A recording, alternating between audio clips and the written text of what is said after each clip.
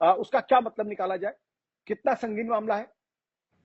देखिए, आज जो सीबीआई की जो टीम वहां पहुंची है वो लगभग 3 लोगों की टीम थी, बड़ी छोटी सी टीम थी। और शुरू में जब हमें जानकारी मिली तो हमें लगा कि ये सीबीआई का छापा है, लेकिन बाद में इसमें क्लैरिफिकेशन आया सीबीआई की तरफ से कि नहीं, ये केवल पूछताछ के लिए लोग आए थे। और सीबीआई ने शायद पत्र लिख के राबड़ी देवी से समय मांगा था, और 6 मार्च का समय राबड़ी देवी ने ही दिया था काफी पहले कि उस दिन वो सीबीआई से बातचीत कर सकती है। तो वो अपने शेड्यूल्ड समय पर आए थे सीबीआई से राबड़ी देवी से बातचीत करने के लिए। तो ये तो हो गई उनका ऑफिशियल, उनका जो बयान था वो बात हुई। लेकिन अगर इसके आप राजनीतिक मतलब देखेंगे तो इसका बहुत दूरगामी प्रभाव होगा। जैसा कि आप आशुतोष बता रहे थे, नीतीश कुमार और लालू प्रसाद यादव अभी यहाँ सरकार में है, और नीतीश कुमार वैसे व्यक्ति हैं जो इस तरह के घटनाओं से अपने आप को दूर रखते हैं। वो अपनी छवि को साफ सुथरा रखना चाहते हैं, और इसी मुद्दे पे, भ्रष्टाचार के मुद्दे पे एक समय था कि जब वो लालू प्रसाद यादव से अलग हुए थे। अब जबकि 2024 का चुनाव और उसके बाद बिहार का चुनाव 2025 का चुनाव आ रहा है, और बीजेपी अच्छी तरह से समझती है कि अगर आरजेडी और जेडीयू एक साथ रहेगी तो बिहार जो है वो इतना आसान बैटल नहीं होगा बीजेपी के लिए। और इसके चलते जैसा कि आरजेडी और जेडीयू के नेताओं का भी मानना है कि सीबीआई को इस्तेमाल करके एक तरह से नीतीश कुमार को अनकंफर्टेबल करने की कोशिश की जा रही है। वो जिस तरह की छवि चाहते हैं उस छवि को धूमिल करने की कोशिश की जा रही है, और एक तरह से उनको कॉर्नर करने की कोशिश की जा रही है कि वो कुछ ऐसा डिसीजन ले सके जो कि इनके पक्ष में। जी सभी साहब, अभी जो 8 नेताओं ने, 8 राजनीतिक पार्टियों के 9 नेताओं ने वो प्रधानमंत्री को चिट्ठी लिखी, और चिट्ठी लिखने के अगले दिन सीबीआई पहुंच जाती है। तो इसका क्या मतलब निकाला जाए? क्या इसका कुछ ये भी मतलब है कि सरकार एक संदेश देने की कोशिश?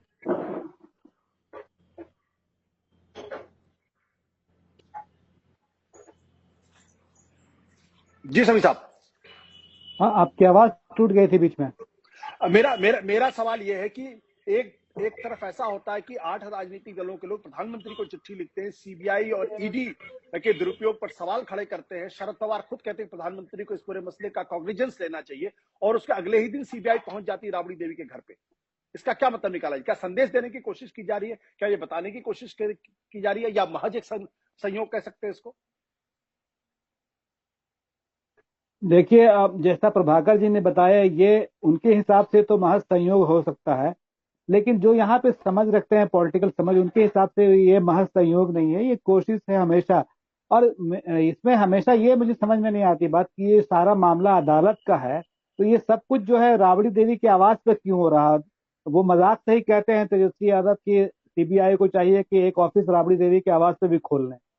तो अगर ये मामला है भ्रष्टाचार का, तो ये अदालत में फैसला होना चाहिए। बार बार तमाशा एक तरह का होता है कि वहाँ पुलिस, ये सीबीआई की टीम आती है, फिर वो खबर बनती है, फिर उस पर चर्चा होती है। इसमें एक जो अंतर है, आपने अभी चर्चा की नीतीश कुमार की, लालू प्रसाद यादव का मामला 2005 से पहले का था। 2017 में तेजस्वी यादव का भी मामला था, लेकिन जब इस बार वो शामिल हुए तो अब खुद नीतीश कुमार कह रहे हैं कि इनके पिताजी को फंसाया गया, इनको फंसाया गया है। तो ये जो चाल है बीजेपी की, वो शायद अभी कामयाब नहीं हो को इस तरह से कॉर्नर करके तेजस्वी यादव को के सहारे नीतीश कुमार को कॉर्नर किया जाए। ये उनके लिए थोड़ी मुश्किल हो रही ये बात। इसीलिए आप, अच्छा एक बात और ध्यान दीजिएगा कि 1 मार्च को ये स्टालिन से मिलने गए थे वहां उनके जन्मदिन पर। तो जो विपक्ष की एकता की बात है, उस बात में गति ना आए, उस बात को आगे ना बढ़ाया जाए, उसको बीच में उसमें रुकावट डाली जाए, ऐसा लोग मानते हैं कि इस तरह की जो कार्रवाई हो रही है, सीबीआई का पहुंचना, ईडी का सम्मान, या और भी चीजें जो होती रहती हैं बीच बीच में, वो दरअसल उसी वजह से है। वरना ये केस 2009 से पहले का है, 2016 में इस पे ये दर्ज किया गया, और इतना लंबा वक्त लग रहा है इनको। अब तक तो इनको कुछ करना चाहिए था, अगर इनको वाकई कुछ करना है। तो मेरा ख्याल है कई लोगों को ये लगता है कि ये दरअसल एक न्यूज में बनाए रखने के लिए, उनको बदनामी का, उनके बीच बीच में उनको सामने सामने लाने के लिए ये कोशिश की जा रही है। अगर सीबीआई बहुत सीरियस होती तो अब तक शायद इस मामले में या तो वो उनको जेल भिजवा चुकी होती, या फिर ये केस खारिज हो चुका होता। ये दोनों में से कोई काम हो नहीं रहा है, बीच बीच का मामला चल रहा है, और ये टेस्ट भी किया जाता है बीच बीच में। शायद कई लोग कहते हैं कि तेजस्वी यादव को भी ऑफर जाता है कि आप कहाँ उधर फंसे हुए हैं, आपके जैसे लोग कहते हैं ना कि वॉशिंग मशीन है इधर, जो इल्जाम लगाया जाता है, उनको इधर आने की, यानी बीजेपी की तरफ आने की भी दावत देने की बात कही जाती है। सही है या गलत हम नहीं जानते, लेकिन ऐसी बात कही जाती है। तो इस वक्त तो आप कह सकते हैं प्रभाकर जी ने जो बात बताई कि शायद ये शेड्यूल हो, लेकिन ये इसके आगे भी होगा, ये सब लोग मान रहे हैं बिहार में। लेकिन वो पहले वाला प्रभाव नहीं है जो 2005 के पहले लालू प्रसाद के खिलाफ की जो छापेमारी होती थी या जो भी कार्रवाई होती थी, उसको एक तरह का समर्थन रहता था हर तरफ से। इस समय वो समर्थन नहीं, इस समय सवाल ज्यादा है जी। बट समीर साहब, इस पूरे मसले में सीबीआई ने चार्जशीट दाखिल कर दी, ऐसा इंडियन एक्सप्रेस की रिपोर्ट कहती है। साथ ही साथ 15 तारीख को लालू प्रसाद यादव, उनके परिवार को और बाकी के जो 12 लोग हैं उनको भी समन किया गया अदालत के सामने। तो जब चार्जशीट दाखिल हो गई है, उसके बाद सीबीआई पूछताछ करने की बात क्यों कर रही है? इसका क्या मतलब है? इसका मतलब मेरी समझ से सिर्फ तमाशा बनाना है, खबरें बनाना है, और कुछ नहीं है। मैंने बार बार कही ना बात कि जो बात अदालत में होनी चाहिए वो राबड़ी देवी के घर पे क्यों होती है? भाई आपने एक बार छापेमारी की, 2 बार छापेमारी की और पूछताछ की, ये बार बार आने का मतलब क्या है? ये तो तेजस्वी यादव का वो मजाक बिल्कुल सही लगता है कि सीबीआई को चाहिए कि वो वहीं एक दफ्तर खोल ले। भाई जो भी फैसला होगा, जो भी जिरा होनी चाहिए वो अदालत में होनी चाहिए।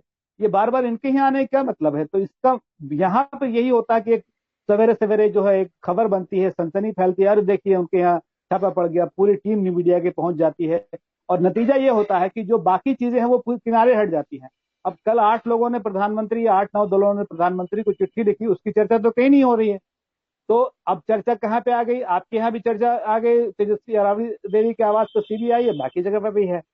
तो असल मकसद देखिए ये है, हेडलाइन मैनेज करना, कोई उनसे सीखना चाहिए कि कैसे कैसे कैसे जो मुद्दे की बात समीर उसको साहब, हटा के दूसरी बात ला दे जी।